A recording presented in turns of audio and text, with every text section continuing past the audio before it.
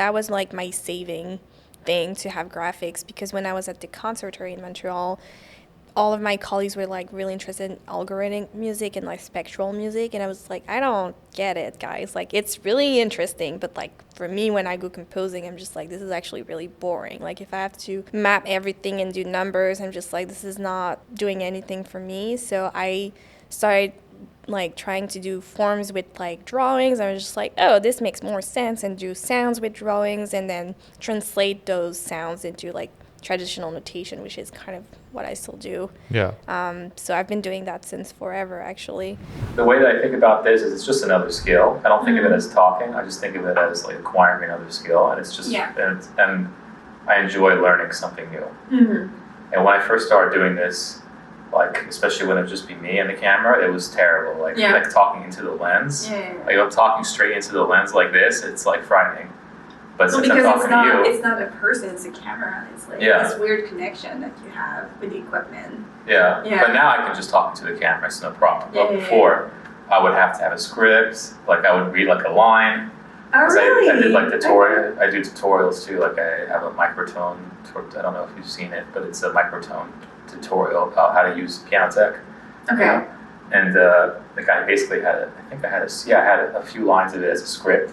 So I would read like a line, and then stop talking, and then read another line, and then edit, cut it all together. Like it was a tutorial. Yeah. So I would that doesn't bother me as much than having like a natural talk is like, that's a skill you definitely have to like sharpen. Yeah, I mean, but I did this. This is like my 32nd, 33rd. Yeah, and then you get better at it. Yeah, and it's still very early. Like Joe Rogan has like 2,000 of these, Well, that's like crazy. You can compare like those two things, though. Well, you sort of can in a way, because you can say, well, that guy has so much experience. You can't expect yourself to be like that. So that's why I say that, because you hear someone like that speak, you're like, wow, he's so natural. Well, that happened with time and practice. Yeah, obviously. So if you don't practice it, you can't expect yourself to be like that. But I think people think that they could be like that. Yeah, that makes sense. When you watch a basketball game, everyone knows we can't be like that. Why do we know that? But then when you hear someone on TV talk, you think, oh, anybody can do that. Or someone that can act. Yeah. Oh, anybody can do that. You just have to run around and say a few lines. But actually, have you tried? Like, acting? have you tried? Like, I mean, the people say something. It's the same people say, like, I could have written a better word. I'm just like, have you tried it then? Like, if you want to do it this way. Yeah. Like if you think this is not successful, just try it and you'll see how hard it is. Yeah. It is really hard to do. Yeah, I acted in a short film. I wrote the music to it too, with my friend. But he just told me this. I was like a caretaker that was like on guard. Like it was like this movie about these old people in an elderly home, and they're trying to break out. And I was like this nurse that was standing guard at the door, like a prison guard, and I just stood there and looked around, That was my acting. Like 3 seconds, but no lines or anything. No lines, just you physically being there. Yeah, but I mean, there were directions. You got to look at. Oh no, don't look like that. Look like this. Oh, it's too much eyebrow.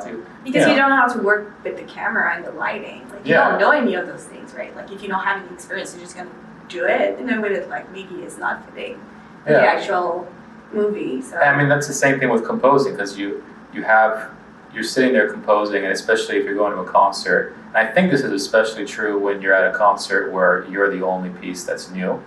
Yeah. And you're on a program with Tchaikovsky or whatever, and the people there, they're there to hear the Tchaikovsky, for example, right? They're not there to hear your piece necessarily. But then they hear your piece and they're like, oh, like, what is just a bunch of noise or whatever? Like, what I could have done something like that. It's such a common thing that I hear, from people. Like, I had one guy tell me after, I think my clarinet concerto was premiered, he actually went straight up to me and said, now, quick pit stop to let you know that I do offer one-on-one consultations and lessons in regards to anything composition related. This can range for helping you put together your portfolio for any composition degree that you're applying to. Or you might want to improve your creative chops as a composer from week to week or month to month. Or you might want to get a better handle of the behind the scenes of what it's like to be a composer. How do you sell your sheet music? How do you negotiate commission rates? How do you apply to contests? How do you apply to grants? How do you do anything as a composer, let alone just writing the music? So if this is you, you can contact me using the link down in the description below. That was completely awful. Like, why would you do this to us? I thought he was joking. But he actually was serious. Was he expecting an answer from you, or was just like ranting at you? I was shocked, because first like, what do you want to say after that? Like, you know, that person has like made their mind, and you know, it's just, for me, it's really weird.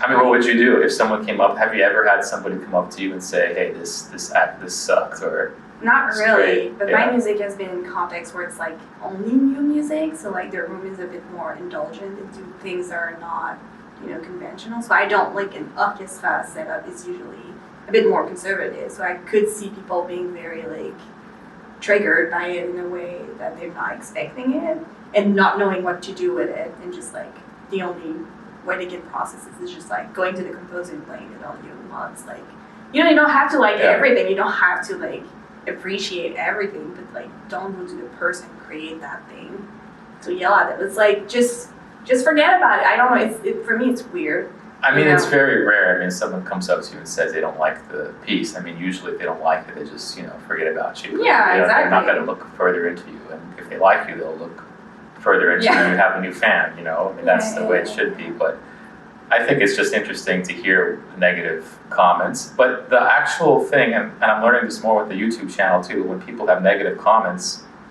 about my stuff, which, you know, I get a lot, you know, which is fine, they don't back it up with the reason why. But when I get positive comments, oftentimes I get a positive comment and then a reason why they liked it.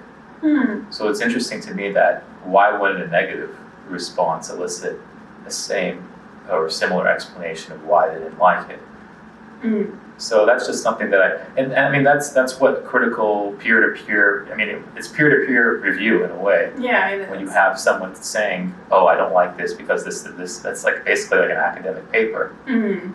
So I just wonder why that kind of mindset isn't I guess it has to do with like your level of appreciation of the things. Like if you really like something, you want to share why.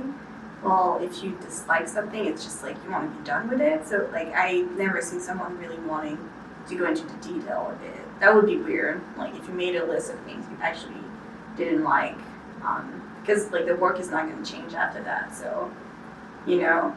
At least they would. I mean, in my view, at least they're listening to the piece critically.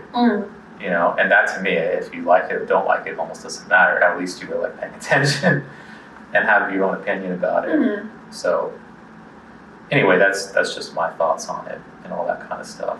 So anyway, I didn't even really introduce you at all, but we just went right into it, which is the way I like to do things. This is Corie Rose Soumah. I pronounced the last name correctly. Soumah, yeah. Soumah, okay. Yeah. And another colleague from Columbia, which is really great. I'm trying to get everybody in. But, you know, kind of mix it up, not just have Columbia people, but, you know, everybody at Columbia writes such ridiculously interesting music and very varied stuff that, I mean, it makes sense to bring bring all of you guys in. But I want to introduce our first piece here from Corie called Like a Frog on the Road to It from 2023. We're just going to play a couple minutes of it, the part right at the beginning, actually. So let's hear that.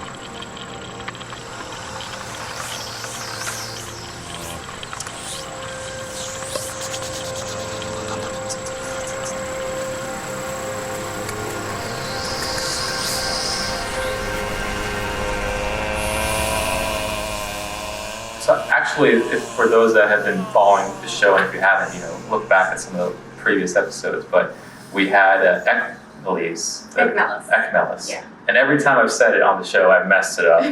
So I don't know if I'll ever say it right, but we've had quite a few pieces on the show by this group, and every one of them has been so varied and different and amazing to hear, and this is no exception, I think.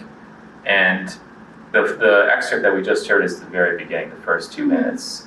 Sometimes I play a little bit further in, but I felt like with this piece, it made actually a lot of materials occurred right at the beginning. Yeah, exactly, yeah. So, and if you look at the score, which everybody just did on the listen, there are things in it that I thought were interesting. It kind of reminded me of like when you get like like an old score, like a Tchaikovsky, Beethoven, whatever, and it says espressivo or dolce or whatever below, cantabile, or whatever have you, under the music to describe how to do it. You don't do that. You say, like small shells vibrating through the sea, thin layers of wind alongside the rustling of trees.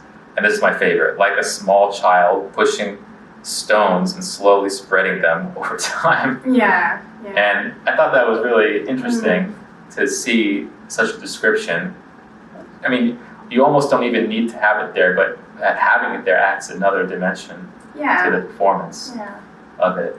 So anyways, just my very long-winded introduction to what I thought was interesting, especially about this first page. But there's a lot to talk about. So I guess from you, it would be great to just hear, how do you even assemble all these different ideas? It's just for me as a composer, I'm kind of the opposite. I like to have one idea and kind of just stick with it, which I'm trying to break out of. It's kind of my weaknesses, I feel like. Oh, really? Is that what you're exploring right now? Probably not still, but it's just in the back of your head. Yeah, maybe you should. I try to have more connection in my music. I feel like my music is really spread out and very chaotic, which is really different from my own personality in a way, because I'm a very quiet person.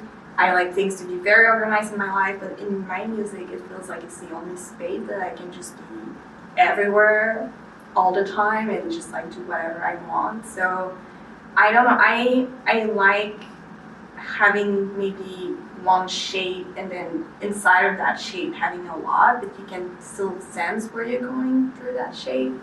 But since I started composing, it's always been small sound object that you can spread the way you want, so they don't have to have any connection between them, but you have to think about the whole expressiveness of the whole piece. So when you come up with each of these little ideas, there's these things where you have breath sounds and then even you vary that, you go throughout, and then you have things where you're doing things with IPA in the mouth, and then things where you're moving around the microphone. So when you have those separate, are those in your head completely separate ideas, or did you start from one specific sound and then thought, okay, I like that sound, is there something that's the opposite of that? What's the opposite of that? Or is there something, what's on the same plane? How do you even start when you have so many different, for me looking at and hearing the piece, it's wow, I don't even know where she started writing this piece. What was the first object? The first sound? If that makes sense. Or is there a first sound? Because it all kind of That's actually a good question. I don't think there's a first sound really. I think it's more about the feeling of sound. So I know how much energy I want from it. I think I think more about energy than anything else. But usually the way I work is I'll have one idea, because I think it's really hard to start with 15 ideas and trying to work with them. So I'll have one idea and then I'll see what else can I do with it. So I'll do 20 variations of them, and then I'll be oh, this one is actually the same I did 3 days before. So if it comes back again, that must be really important to me. So then I use those ideas that keeps coming back naturally to me that I didn't forget. Because in the process, I forget a lot of things. I would write stuff and I'm just I don't know what I meant yesterday about it. But if an idea from 10 days ago is still resonating, I know it's the right one, basically. Is it something that kind of sticks in your head throughout the 10 days, for example? Or is it something you come up with on day 1 and then on day 10, you see it again and you're like, oh, I like that? It depends. Sometimes it takes time, right? Like maybe on the 5th day I'll be like, oh, this is what I was trying to get at. This is a totally new idea, but I needed to do that whole pathway to be able to arrive at that idea. Right, because sometimes when you see something, you kind of take it for granted maybe, or you're not sure. And also there's some, I think composers in general have this syndrome where they don't trust the first idea. Oh, I think it's a mistake. Always trust the first idea. Yeah. There's a reason why you have that idea. Like all my pieces, it's always the first idea, and I just like work through it. Maybe the first version of it's not going to be good. Yeah. But the first idea is always for me So the idea is a separate concept than the version of the idea. So like the idea in general, but the notes itself doesn't have to be those exact notes, but the overall shape of it is what's going to stay. Yeah. So like for you, what was that idea in this piece? So the first idea, I mean, I knew for this piece I wanted to do something different than what I did before, which I feel like if you listen to other stuff that I did, this is a really different piece.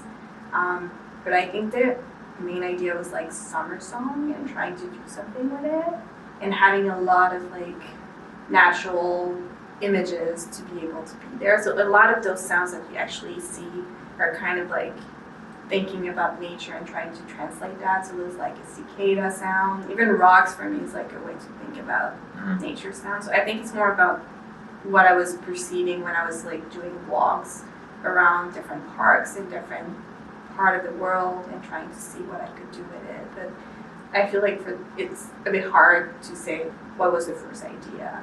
Really, it's kind of like a collection of different things for this piece. I feel like other piece I could tell you exactly. But I mean, it sounds like one idea to me. Yeah. You say it's not a bunch of ideas. You say it's not a bunch of ideas, but it sounds like one overall idea. You know, it's almost like you're doing a Lanier sort of piece, but in your own. Like, I mean, it's very far from that, but like the whole idea of the natural world and this kind of thing, and it's a concept that a lot of composers have, you know, thought about and read about over the centuries, and it's just interesting to hear a new version of it with electronics and voices, doing all these kind of different sounds, but they all represent that one idea. If that makes sense? Yeah. So I mean. I think the takeaway, at least for me, is that yes, there's a whole bunch of different sounds in it, but as a composer looking at it, not to be like overwhelmed so much, because there was a point where you came up with one introductory idea, or not idea, I don't want to call it an object, like a sound object, and then you kind of built around it. There's this point later on, if you listen to the whole piece, you'll hear it, but I can't include everything. So much that goes on. This is like a 20-minute piece. Exactly. I only put the first 2 minutes. It's kind of a shame. I would love to put the whole thing, but hopefully at some point in the description below, I'll have a link to the whole piece. I don't know if it'll be up when people hear it now. It's probably going to be up like in 2 days. So when you probably... Great, so you can hear the whole thing. But there's this moment, and I thought about including this actually as the excerpt, but then I thought, it's kind of taken out of context if I put it as the representation of your piece. I didn't think it made sense. But there's a few moments, I think 3 moments in the whole piece, where one of the singers starts to have text, saying text about their ancestry and all this kind of stuff. And then you have some of this electronic stuff going in the background. It's very sparse. It's like the complete opposite of this opening, which is very chaotic, like going through Central Park or something. Yeah. So I was wondering, like, how. So, like, as I was listening to this, actually, like, going through it, I thought, oh, it for whatever reason, it matches really well with what came before, but I can't figure out why it does, because on the surface, it's like a completely different thing than its opening material. But for whatever reason, it works really well throughout the span of the piece. So I guess my question is, like, why does it work? That's a good question. Why contrast works, actually? I think for me, this piece is all about identity, and I really wanted to look at like my own identity through the piece, but it's really hard to do, especially when you have singers, because they are their own person, so you're asking them to speak a view through them. It's like this weird relationship. So I was trying to find a way where they could actually have part of, you know, themselves in the piece without me having to like directly say like, I would like this kind of words to be here or there, or just share my story, which I didn't feel like was right.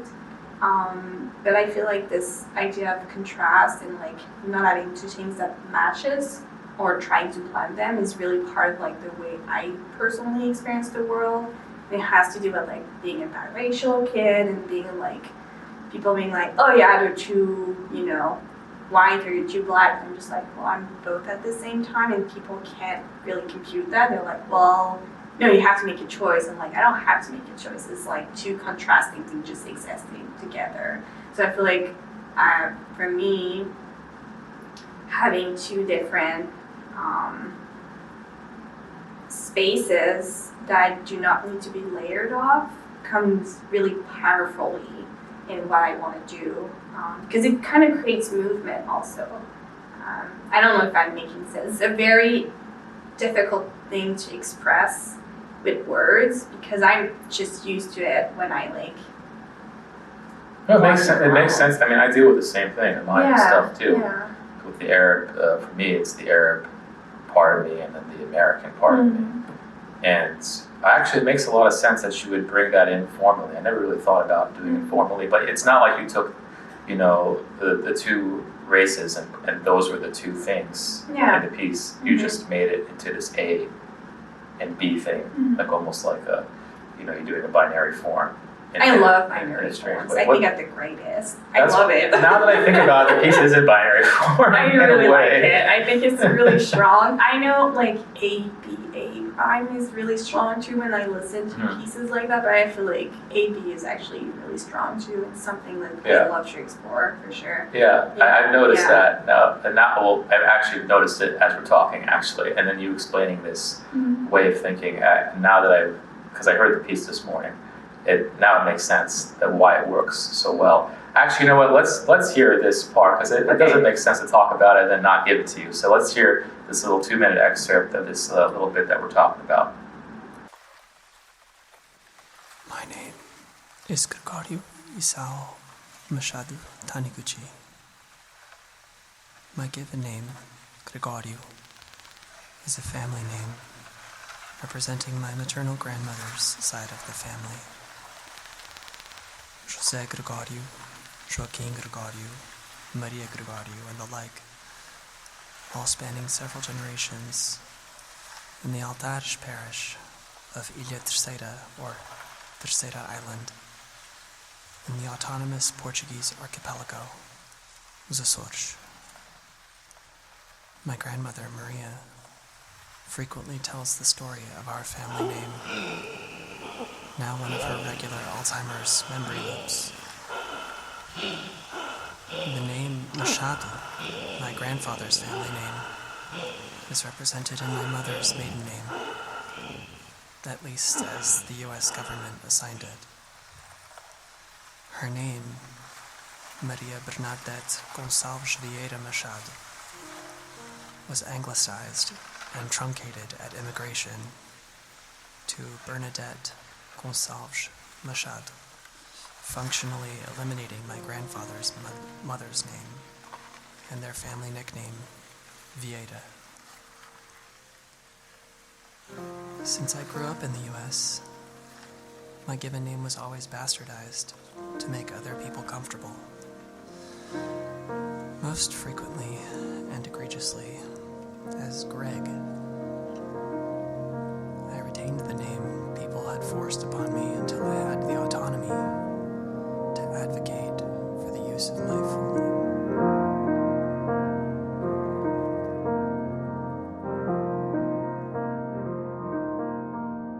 Yeah, no, I'm glad that we heard that because it just doesn't really make sense after hearing that first 2 minutes and then hearing us talk about it and then not getting to hear that 2 minutes. So I suggest listening to the whole thing because it's really like interesting to hear it go through because I'm not really used to hearing longer pieces, 20-minute pieces, especially with voices. Most like choral works, I would say, are like in the 3-4 minute range. But I think, I mean, this ensemble is just different. They do very different kind of repertoire. Amazing. Absolutely amazing. Length They is did almost this not an concert. issue. They did 5 different things, and they were incredible through all of them. So they really understand music really quickly.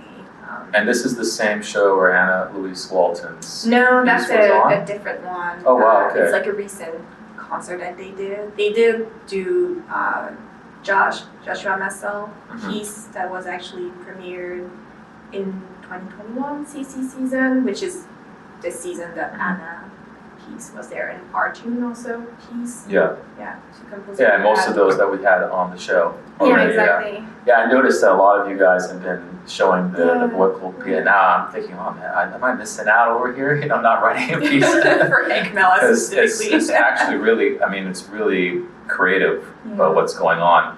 And I mean, in truth, a lot of the different techniques that you guys are using, they're not like new techniques or anything, but the way that you guys make it so personal. And there's something about the voice, I think, that also makes writing for the It voice is extremely extremely personal. because you don't know how it's gonna sound with different performers. You know, the day of, you don't know how it's gonna sound. Also, just because it's their bodies are just like in front of an audience. It's a really intimate experience, I think, to work with singers for sure. Yeah. And do you have, so when you're working with these singers, do you have any, like you have all these different sounds? I mean, how much collaboration is there? Is there any collaboration, or are you doing these sounds yourself? I had a workshop with them before. I love to do workshop with performers before I write the piece, just because I get to know them and I get to know where they're like more comfortable working. Because some people have more like a conservatory training, so you know they won't be up to certain thing of like new experimental music, and I feel like you kind of have to respect that at a certain point. And other people are going to be super open to everything, so that changes your relationship to the piece, I think. So we rehearse a lot because I'm not a vocalist, so for me it's really hard to know how to make sounds. Like I have an idea, but I'm just like I can't physically do it, and they're really good at like trying different variation and explaining how it actually works with the voice. So that was really useful, and then recording it also to have like a little snapshot of everything and then listening back. With voices, yeah, I mean, I have 2 pieces, I would say, that use voices like in a more experimental way, like not in a choral sort of way that you would typically think like that would be played at a high school or something. I have a couple pieces like that, which are just, you know, they're, if you heard them, they don't sound anything like me. But there was a piece for soprano, clarinet, and harp, which I think is a decent piece. It got played at Tanglewood last summer. Okay. But it was a piece from a long time ago, from 2014. But Dawn Upshaw heard it, and she wanted to program it at Tanglewood. That's actually really cool. Which was a big surprise to me. I said, wow, that's unbelievable. I never even thought about this piece since then. So I heard it then, and I was like, oh, this is really interesting to hear this piece again, because I just don't really write for voices. 2014 also. Yeah, it was an old piece, but it still has like remnants of what I do now. Yeah. But I just thought it was really interesting that she took an interest in the piece, even when I've long forgot about it. But it hasn't happened yet where a scenario made sense for me to pursue voices again. Yeah. But, you know, one day I will, but it's not something that I think about all the time. Like right now, I'm like really focused on writing for the orchestra, because that's just like when you're in that mindset, it's hard to get out of it, because that world is so insular in a way. There's not really that many composers that write regularly for orchestra, and I feel like once you're sort of in that space where you're like given permission to write for the orchestra, it's hard to like let go of that. Because I feel like once you get into like opera or things like that, it's almost like another world.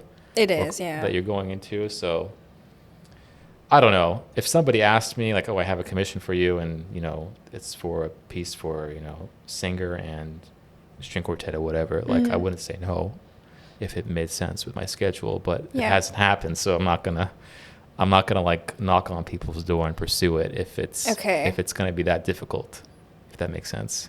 To have the commission, you mean? Or I just don't like friction. I don't like begging. I also don't like begging. You like know? Unless I have something I really that? want to do and I know people are going to be willing to work with me, I'm just like, you know, it's going to feel like you push against a door all the time. So it's not worth it to really like do it. Yeah, I mean, have you had experience, like, let's say that, so I know with these couple of projects that I have on the docket, the Ekmeles project and the Hypercube project, which we'll talk about, you know, those were things I think you wrote them for the Columbia Composers Just the Showcase? Hypercube one. Just the And then Hypercube one. Ekmeles was actually a commission. Oh, that was a commission? Yeah, that was a commission. Okay, great. Yeah. So with that, for example, let's talk about that then.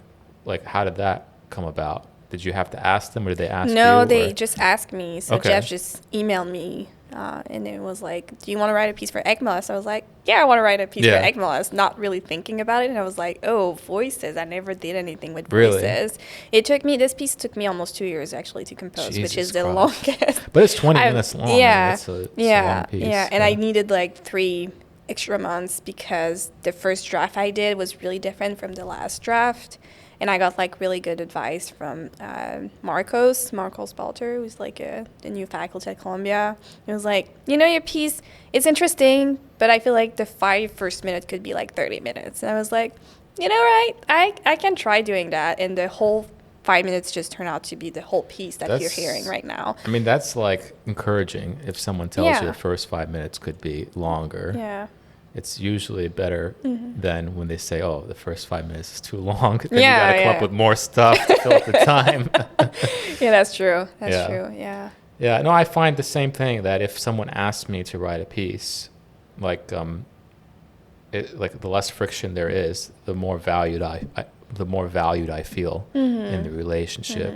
And it makes me want to write a better piece if I know the other party is interested in working with me. I mean, I can kind of sense now when it's just like they want a piece just to have a piece, or they really want to work with me. Like, just in an email, I can kind of feel it. Really? Yeah, because people change their tones when they want to work with you and just like have something and they're interested in your music. Like, I know it now, because sometimes people ask you for commission, but they just want to have, you know, for me, in my case, it's like a Black woman composer on the program. I'm just like, I don't want to do that. I really want to work with. How can you tell? I mean, because for me, at least, it's not as obvious to me, because, you know, I'm like I'm Arab American, but I'm very light skinned, and, you know, I don't really like flaunt that I this or that and whatever, you know. For me, I don't really feel that, to be quite honest with you. But like for you, how can you tell? How can you tell the difference? It has to do with like people being like, there is a specific style we're looking at, because I'm very versatile, I think, in my music. So there are pieces that are more accessible in hearing. I don't really know what that means, but like they're maybe a bit less experimental in my repertoire compared to other pieces. So it'd be like, we want a piece that's like going that direction. And I'm just like, you know, you shouldn't ask me for like stylistic preference. If you want to like commission me, you should trust me that I'm going to be doing something interesting regardless of like which direction I want to go. Also, if you say like, I want to have like a female composer, I'm just like, don't. So, they would say that in the email? Is this an email, or is this like, like it's usually an Zoom email, right? Yeah, like I never like had a phone call or anything like that. But like if you say like, I would love to commission a female composer, I'm just like, okay. Like you start a bit weirdly in your like priorities. I get it's important to like commission women composers. Like I don't have a problem with it. It's just like it feels sometimes it's like the only reason why you want to like look at a commission with my music. And usually those instrumentation are like weird instrumentation that are like 5 minutes. And I'm just like not getting paid also, so I'm not doing those anyway. But you can kind of see in the tone of the emails what people actually want to have. And sometimes, you know, even if I know it, I'm just like, you know, I still want to do a piece for this ensemble or whatever, and I don't, you know, at least they're coming through me to a different channel than if like they didn't even look at my music because they weren't interested in like programming a woman composer. Maybe it's gonna change. I would hope people to be just honest, commission. I didn't think it was that blatant, you know, and that's just my ignorance. Well, that's my also. experience. Maybe some people it's totally different, but I did receive some, you know, asking that was just like I can, you know, see that it's not honest, really. Yeah. Yeah, I mean, I haven't had a situation where somebody asked me blatantly, "Oh, we need to feel like it's a Middle Eastern inspired piece or whatnot." They never asked me. I mean, I would just do it.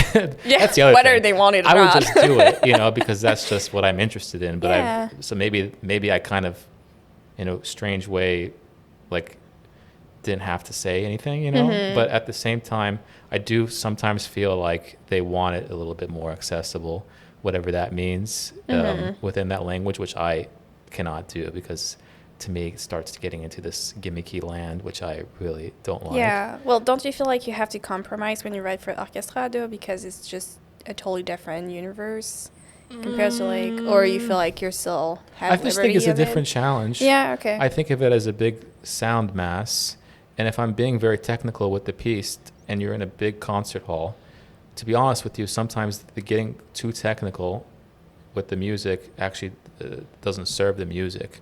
So to find a simpler way to do things is actually the right way, I think. Yeah. Because you can make it as complicated as you want, but then when you go to sit there and engrave the piece, for example, I actually go back and think, okay, I like the sound of this. Is there a way to make it simpler and still get the same affect?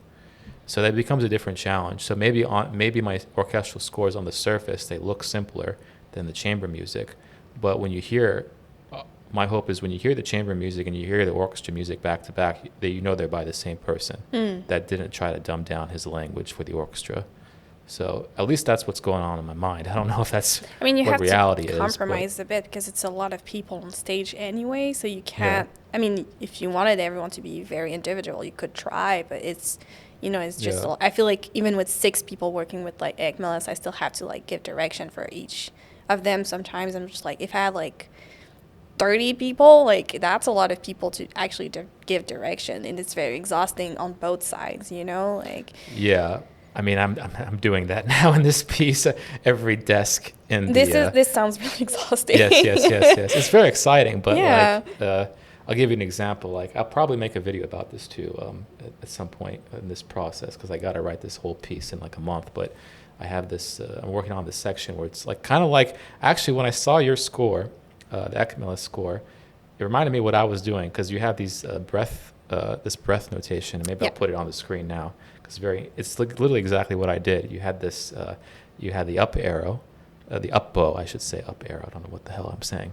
The up arrow, and then the down I said bow. Up arrow again. The up bow, and then the down bow. The up bow is the breath in, and the down bow is the breath out. And I did the same thing in a piece before, and I'm gonna do it again actually in the orchestra piece, but with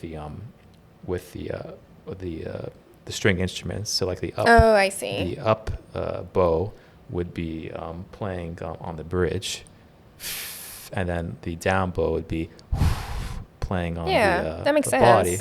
And I did it once in a piece, and I thought it was great. So now I'm thinking, okay, let's do it with all the strings, not just like 3 string players, but like the entire section, and let's have them, gradually, desk by desk, fade away. That's actually really cool. So visually, you see this weird motion, and then visually they desk by desk they get out of the texture, and then as each desk gets out of the texture, the same players that got out of the texture, they add like a harmonic or something.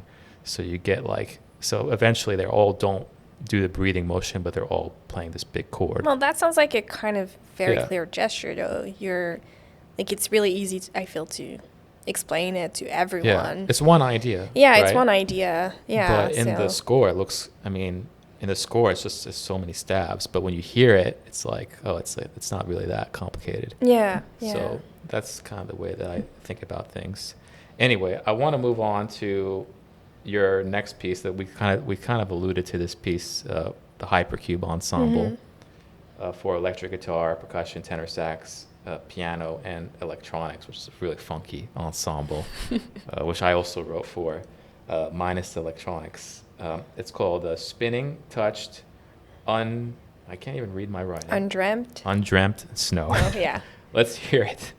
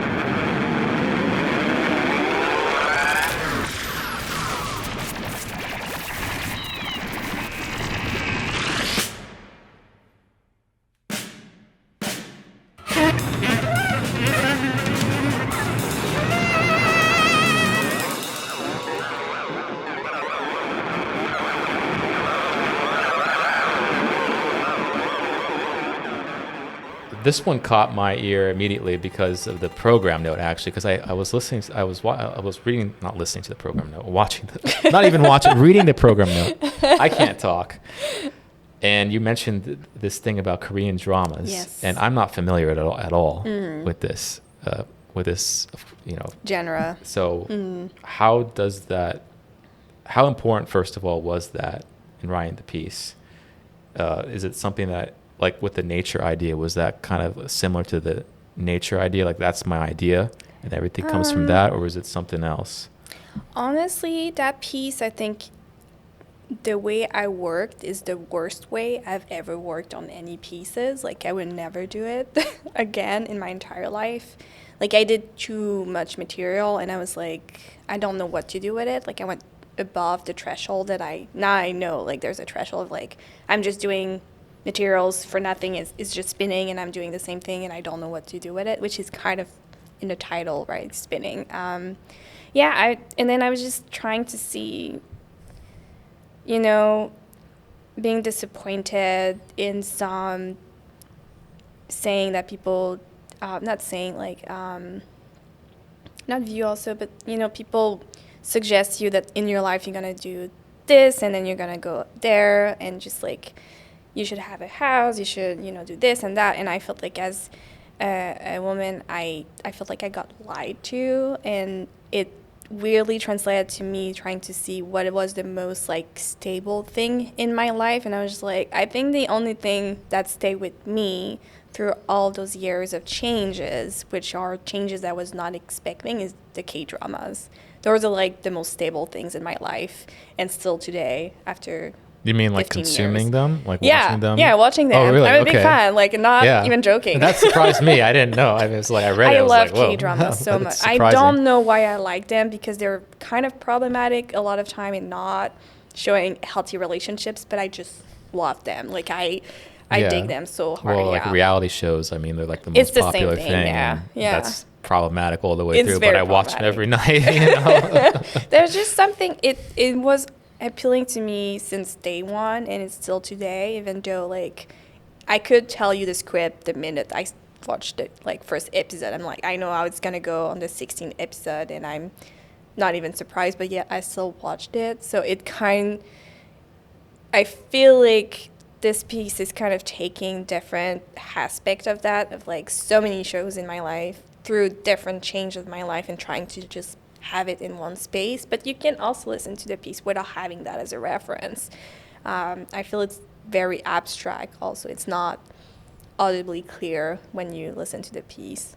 Yeah, I mean, I don't think I knew about that Korean drama thing until after I heard it, because I actually heard this piece live, because my piece was also on the same show. So I'm not even sure if there was a program note. I don't remember actually, but I didn't know about this until I was prepping for the show, like listening to your pieces again. I'm like, wait, this was about that? I didn't think at all, but I guess that helps a lot when you're writing the piece, to be thinking about those kind of things. And then the jazz kind of references, does that also have to do with that, really. Or is it something separate? I feel like it sounds like jazz influences, but I actually don't know a lot about jazz music, which is actually a running guide in my life. Yeah. Wow. Yeah, I feel like since the minute I started going into music and doing classical music, people were expecting me to know everything about jazz, and it just frustrated me. So I just made sure to never really learn about it. But then in my family, like, it is really important. This is something like my dad has been listening to a lot. So like the sounds of it are really present. Also sound of like Senegalese and Guinea kind of music is really present also, which I feel kind of translate a bit in this piece, but I wouldn't be able to like pinpoint which jazz influence it really has. But it's all like sonically, I get it that it's kind of close to it, but at the same time, I'm not really in that genre familiar with it as much as people would expect it. Yeah, but it sounds like, I mean, if you heard it growing up, it's kind of in your system, whether you know it or not. Yeah. I mean, some of the harmonies, like when you had actual harmonies where it's like you can recognize them as a traditional harmony. I mean, they were jazz harmonies.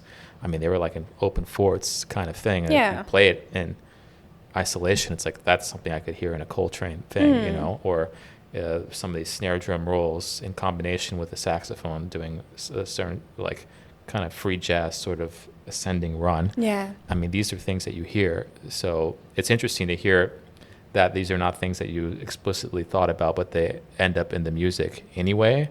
Because I kind of have a similar relationship with Arab music in a way, because I wouldn't say I'm an expert at all. Like, I don't know an instrument, like an Arab instrument.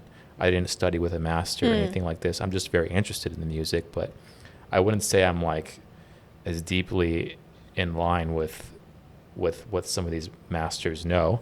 But just it being there in my background and in my growing up, it makes its way into the music, whether I am trying to do it or not. Yeah. So I think that, I don't know, when I hear the piece, that's what I get out of it. I hear strong jazz influence. And that being said, I'm not an expert in jazz either. Yeah. So there's also yeah. there's all these like weird prisms that we're looking through where we're not sure about this, not sure about that, but for whatever reason, it has that affect. It does have, especially when you go in the middle of the piece and there's like this big kind of massive sound. It really, I mean, it also has to do with the instrumentation. Like Hypercube quartet is really kind of jazzy when you think about it. So I think it doesn't help in a way to like be removed from it. But yeah, it just is there, I feel like. And I also think with the electronic tracks, it does bring something different though. I feel like if it was only acoustic, it would really go on that side more, but with the modular synthesizer, I feel like there's something rubbing against it that has like an extra tension in terms of like aesthetics and style for sure. I mean, with your talking about aesthetic, with your aesthetic, there's so many things going on, right? There's so many different sounds that you use, and you use electronics, you use live electronics. I mean, there's a lot going on. But then the way you notate it, I find it very, like for me, it's very far removed from what I do. And I just wonder, how did you start thinking, okay, this is kind of like the aesthetic I want to go down?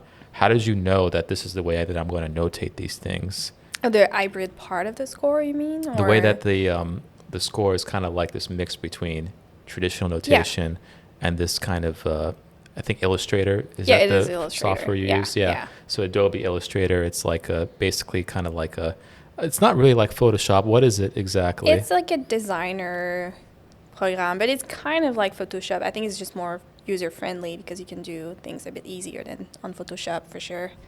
So this idea that you, instead of like, which software, notation software? So I use Finale, and then after I generate the score, I just add the graphics on top of it.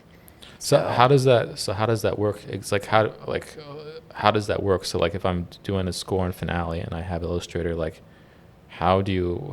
It's a nightmare to do. To me, it's like, how does it work? I do not recommend people to do that because you have to make sure that your score is perfect. Because when you go into Illustrator, you can't edit the whole thing, which is the reason why for the Ekmeles piece, I was like, I'm only doing a graphic score. I do not want to work the way I did with Hypercube piece. So the way I do is I have everything on paper and then I just translate that onto the score and then I just add the graphics afterwards. And sometimes in some pages, I'm just like, yeah, I'm not sure this is something I really like, but do I want to remove one measure while I can just maybe try with the performers and be like, yeah, let's just cut this out and then have maybe another 5 hours of editing afterwards, you know. It's very time consuming. I think that week of writing that piece, it took me at least 7 days, and the last day I didn't sleep. I did a whole night of just placing graphics and doing graphics. That doesn't sound that bad on the surface though, but I'm sure it's very tedious. So long. Yeah, it was really long to do. So you have to do, so let me get this straight, just to summarize. You write it by hand first, basically, and then once you know the piece, so the whole piece is done by hand first, basically. Yeah. And then you put it into Finale, and then you kind of have to, like, the bars that need to be stretched out or a certain distance, you kind of eyeball it, or? Yeah, I kind of do. And then you do the individual objects in Illustrator. Each pages I need to do. And do you bring the objects from Illustrator into Finale? No, or I take the PDF and I add it in Illustrator. So I edit it in Illustrator, and then after that I do the whole thing, and then I have the score. Wow, so you import the finale Yeah. PDF into Illustrator. Exactly. And then the score file comes from Illustrator. Exactly. That's wild. Yeah. I would never. But then you, with the Ekmeles piece, you kind of learned your lesson in a way, and you did it all in Illustrator. I mean, this piece is also different. You don't need like ability to synchronize. Like I put timing in it, but like if they went over, I don't think it would have been a problem. While the Hypercube piece, like there were cues, so they kind of needed to know when to put the cues into like, so it was just easier to do it the traditional way. But I don't know if I would do that again this way, for sure. For another piece like that requires that, I think I would maybe make it a bit different. And how many times have you done this kind of way of working with, like, especially with Illustrator? I mean, using Illustrator has been pretty recent. I usually use only Finale to do like the graphic part of it. I just found it's easier to do lines in Illustrator than in Finale. It's a nightmare to do. Like, it's really not convenient. But I've been doing that since forever, I think. That was like my saving thing, to have graphics, because when I was at the Conservatoire in Montreal, all of my colleagues were like really interested in algorithmic music and like spectral music, and I was like, I don't get it, guys. Like, it's really interesting, but like for me, when I go composing, I'm just like, this is actually really boring. Like, if I have to map everything and do numbers, I'm just like, this is not doing anything for me. So I started like trying to do forms with like drawings. I was just like, oh, this makes more sense, and do sounds with drawings, and then translate those sounds into like traditional notation, which is kind of what I still do. Yeah. So I've been doing that since forever, actually. So there's a lot. I mean, well, it's interesting you say that, because spectral music could be could be just as visual too, because you kind of do the analysis and all that kind of stuff. But it's true. Yeah, you're right. It's a lot more arithmetic involved, I suppose. And I kind of am down that rabbit hole actually now too, where I'm like having like, I have partials written out everywhere on my desk, and trying to keep track of all the different intervals that I'm using. It does kind of get you out of the creative headspace. But then if you get creative throughout it, I don't have a problem. It's just like, it felt for me when I was at that school that it was the only way to go. And also, I wasn't really familiar with like new music, so a lot of music that people were listening were kind of like in that style. So I was just like, what? I don't know what to do with that information. And then we finally had a class, I think, in my third year there. Yeah, third year, where we like did a scope of like all new music, and I was like, oh, it's so much more diverse than what I expected sonically, because we're still like kind of Xenakis, Boulez kind of era with maybe Feldman a bit and like Grisé. So that was like the interest of most people at the time, and I didn't know anything after that. So when I discovered that, I was like, oh, well, it actually sounds interesting. Like, I can do something with it, you know? Yeah. And in a way, it kind of, there's always that weird thing of permission too. I think we talked about before, but it's weird that we need a little bit of that, like a little bit of that push, that it's okay to do something different than everybody around us. And now even at Columbia, or especially not just Columbia, but New York in general, New York City, it's like, well, everyone is doing something kind of different than everybody else. Like, it's almost like too much freedom in a way that anything goes. Yeah. And that I kind of have a problem with, actually, where it's to the point where I think where anything goes, that like the actual critical listening kind of goes away, because it's like, well, everybody has their freedom to say what they want, so why do I have to critically listen? And I have a feeling that that's where things are going, and I just have a big problem with it. It's part of the reason I don't really go to like concerts that much anymore, because it feels more like, you know, everyone's kind of just like seeing what everyone else is doing, but not actually interested in the music. So anyway, I'm hoping with this show, it does kind of the opposite. You know, you're really focused on one person's music, and we're listening critically, even though it's not a long excerpt. If they're interested, they'll hear more of your music. Yeah, that's true. And they can really actually listen critically to what you're trying to say, and map it to some of the things you talked about. So, yeah. So I think that what you're saying makes sense, because I felt the same way, you know, at Juilliard, especially in my master's program, where everyone was kind of writing in the same like neoclassical, neo-romantic kind of offshoot of Vincent Persichetti. I feel like when you do that, it gets more competitive between the people. So it was just weird for me that there was this sense of like only one person could make it out, because like if everyone is doing kind of the same thing, like there's not going to be space for everyone, right? Like, well, everyone is doing something different, maybe there's a bit more space. Well, absolutely, yeah. So absolutely. And when people go to you, they know, okay, like, you know, she has a certain voice, and you know, she's not going to write the same exact thing every piece, but they can kind of expect your kind of attitude towards writing music. And not just that you're this race or that race, or you're female or not female or whatever. Like, it's the attitude you have when you're writing your music. Yeah, absolutely. I think that's important. Yeah. So anyway, thanks for coming. Thank you. If you want to hear Corie's music, I have it all down in the description below, and please check it out. All right. Until next time.